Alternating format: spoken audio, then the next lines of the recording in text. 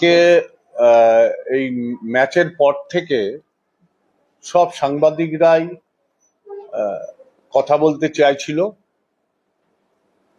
কখনো বিক্ষিপ্তভাবে। তা আমাদের মনে হলো যে আমরা একসাথে সব সাংবাদিক বন্ধুদের নিয়ে আড্ডায় বসে তাদের প্রশ্নের উত্তর কিংবা আলাপচারিতা করার একটা সুযোগ তৈরি করে নিই।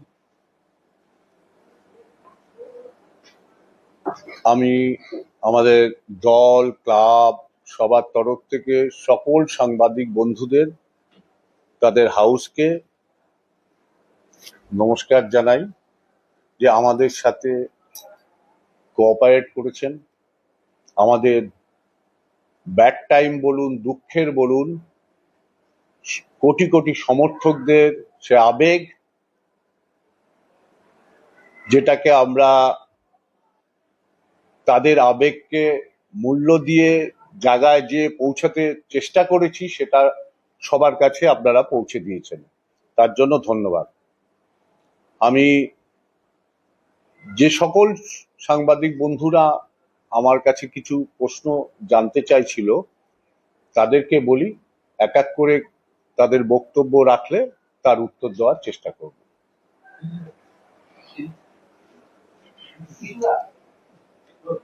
এদিকে চলে আয় না, সামনে চলে আয়, আছে আছে জায়গা আছে। আচ্ছা, মাইক দেবো? বড় প্রশ্ন হচ্ছে ইমামির সঙ্গে মাস করা এবং লিগ শেষ হওয়ার আগেই একটা টালবেটাল অবস্থা দেখা দিচ্ছিল। সেখানে ইনভেস্টররাও জানিয়েছিলেন যে প্লেয়াররা যদি চলে যেতে এইভাবে বলে বেটার যদি কোনো জায়গা পায় চলে যেতে পারে। লিগ জয়ের পর তখন যে অবস্থাটা ছিল, চারটে ম্যাচ আগে তখন বোঝা যাচ্ছিল না পরিস্থিতি। ঠিক কালকে দাঁড়িয়ে, কালকে এরকম একটা বিরাট বিজয় উৎসব, বাংলার মুখে এরকম বিজয় উৎসব কমই হয়েছে। সেই বিজয় উৎসবের পর পরিস্থিতিটা কিরকম জায়গায় আছে?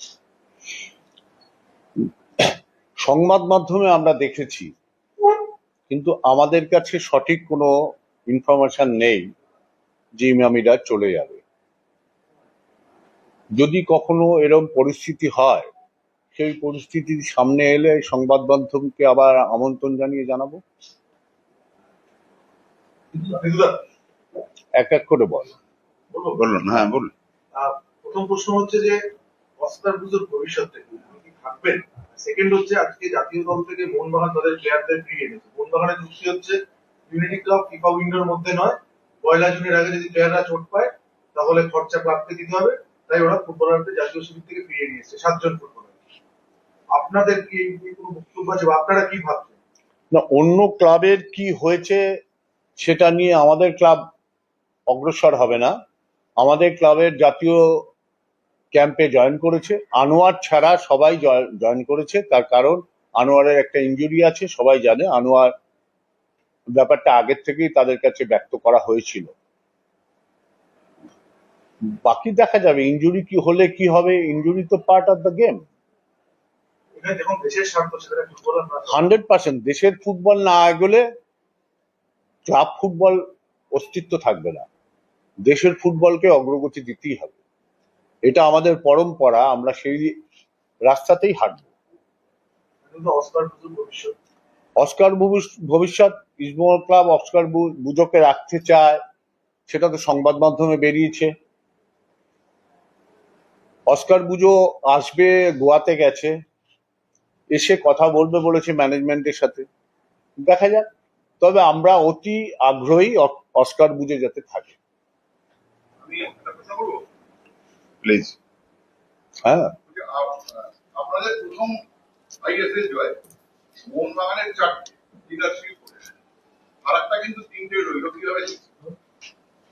মানে আপনাদের প্রথম মোহনবাগানের 4টে লিডার করে 4টে আইএসএল, মোহনবাগানের সচিব কি সভাপতি বলেছে তাদের 4টে? বলেছে কি? তারা আগে ব্যক্ত করুক তারা কটা পেয়েছে, তার উত্তর তখন দেব। উইকিপিডিয়া তো বলছে স্যার। উইকিমিডিয়া, মোহনবাগান মোহনবাগান সচিব আর সভাপতিকে জিজ্ঞেস করুন তারা কটা আইএসএল জয় করেছে, তাদের উত্তর দিতে বলুন, তারপরে আমরা উত্তর দেব। মানে তারা কি চারটে পায়নি? সেটা তো আপনার ভাবার ব্যাপার, তারা পেয়েছি কি পায়নি। আমরা তো বলছি যে মোহনবাগান সভাপতি সচিব কেউ বলুক তারা কটা পেয়েছে।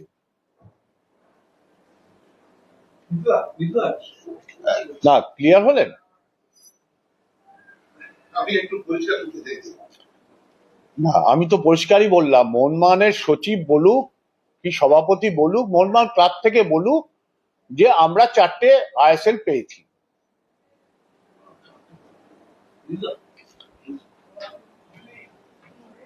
ওই আমি কিছুদিন আগে একটা কথা বলেছিলাম,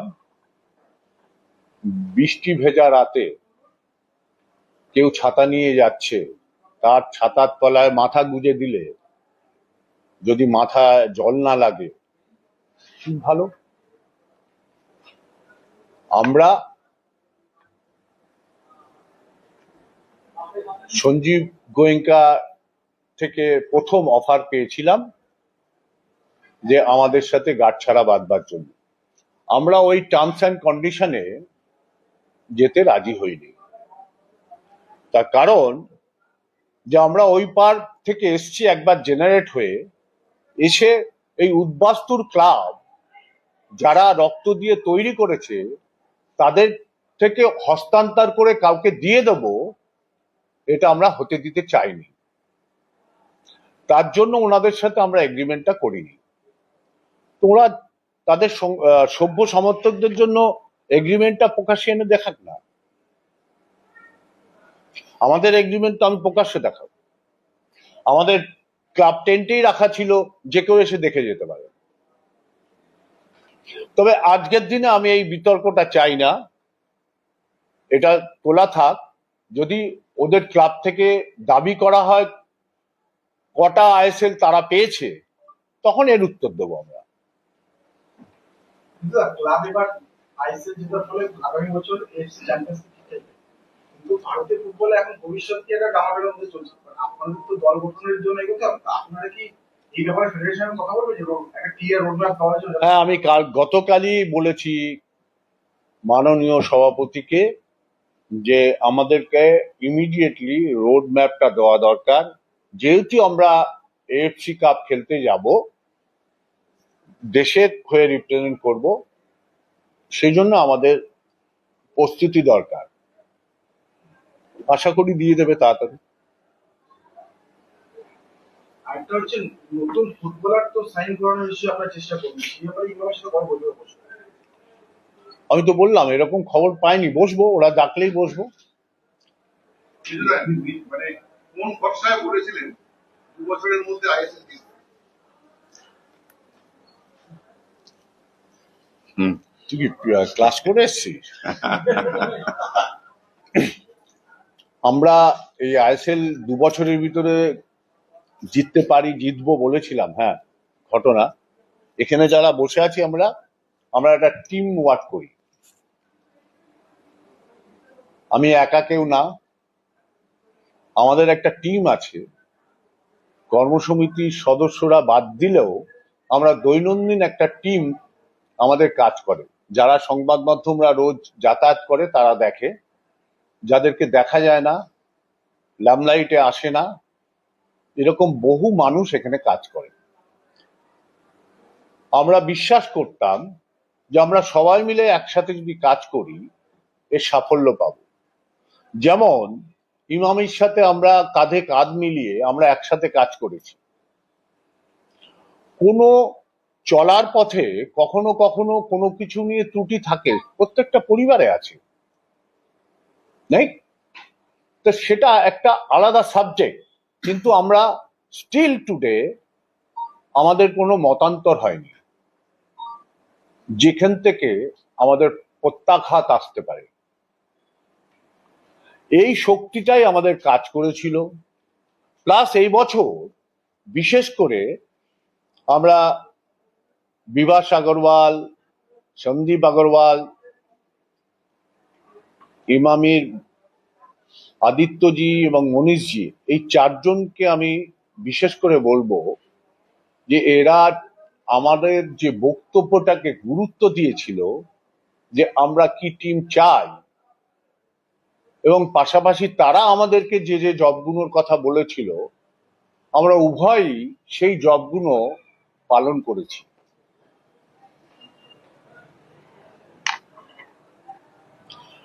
পার্থর কাগজে একটা খবর বেরিয়েছিল যেদিন আমরা চ্যাম্পিয়ন হই, আমি ওকে ফোন করে বললাম যে আমার কোয়েস সিসিমেন দুজনের প্রতি রিগার্ডস আছে।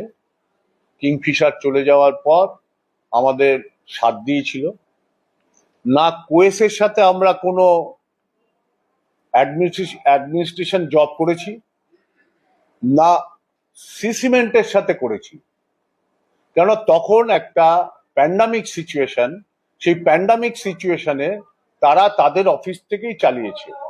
বাট তাদের কাছে আমরা কৃতজ্ঞ যে সে সময় এসে পাশে দাঁড়িয়ে আমাদের সাথে কাজ করেছে। কিন্তু আমরা সিমিলার কথা বলছি আবার, যে যে যার জন্য আমরা সঞ্জীব গোয়েঙ্কার সাথে কাজ করিনি, সিমিলার সিচুয়েশন হয়েছিল তার থেকেও খারাপ সিসিমেন্টে, যার জন্য আমরা রাজি হইনি। এই একই কথা, ক্লাবকে সেকেন্ড টাইম হস্তান্তর করব না বলে।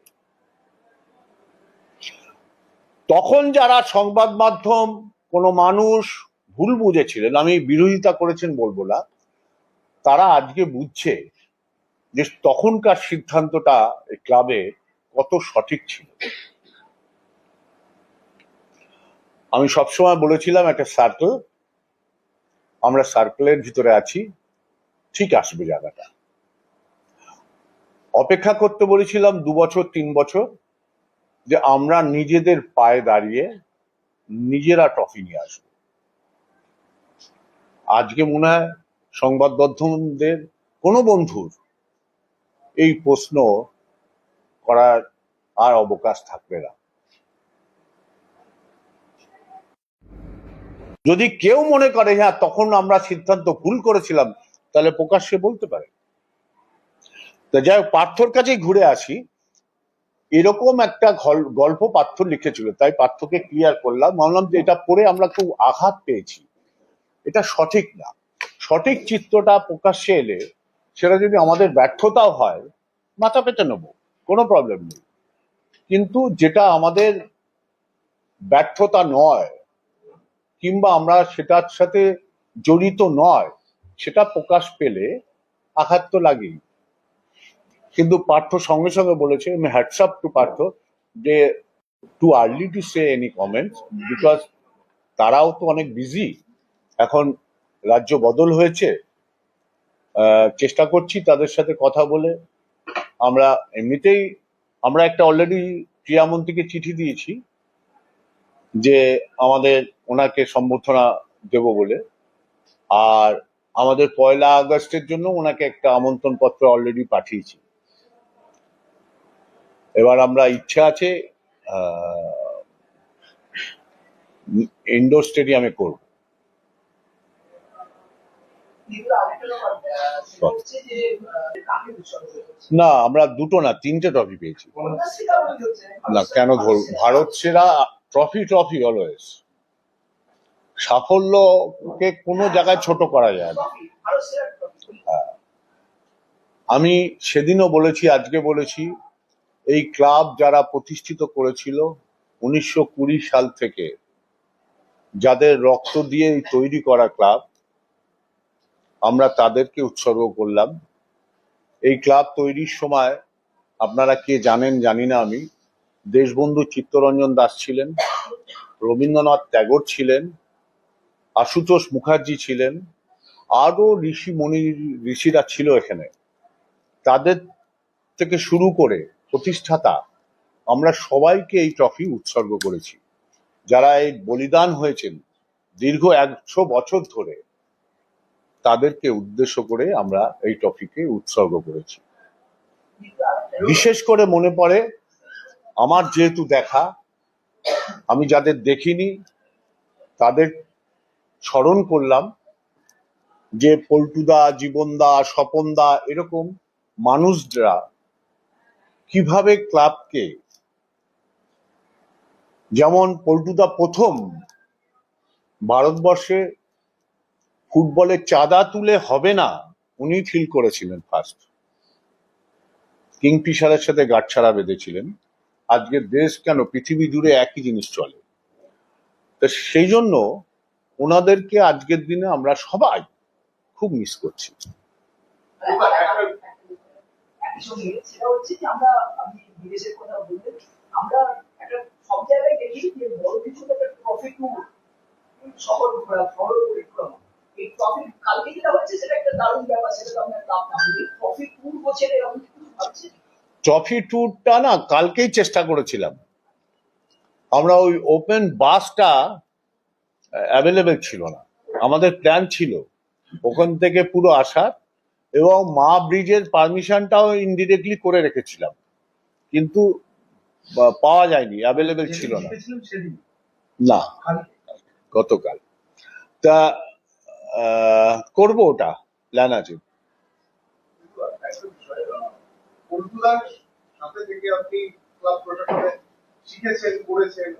পল্টুদার যে সময় একটা সাধারণ ছিল, পরবর্তী না, আমাকে বারবার একটা আলাদা করে দেওয়া হচ্ছে, টেন্ডেন্সিটা খারাপ।